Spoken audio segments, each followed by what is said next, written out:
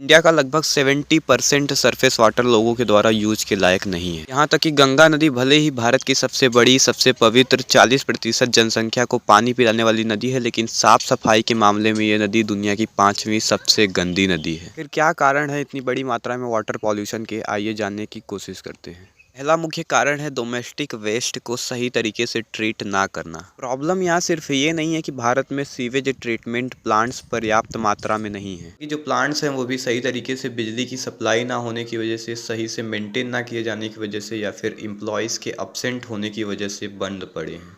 Water pollution का दूसरा मुख्य कारण है खेतों और कारखानों से गंदे पानी का निकलना। भले ही पेस्टिसाइड्स जैसे हानिकारक केमिकल्स को पूरे वर्ल्ड में प्रयोग करने से रोक लगा दिया गया है, लेकिन अभी भी इनका प्रयोग फार्मर्स के द्वारा भारी मात्रा में किया जाता है। रिपोर्ट के मुताबिक 1985 से लेकर अब तक भारत में लगभग 3.5 लाख मिलियन टन डीडीटी का प्रयोग हो चुका है, जबकि इसका प्रयोग करने से 1989 में ही रोक लगा दिया गया था। सेंट्रल पॉल्यूशन कंट्रोल बोर्ड के मुताबिक 2016 में 746 ऐसी इंडस्ट्रीज थी जो उनसे निकलने वाले पानी को डायरेक्टली गंगा नदी में छोड़ती थी।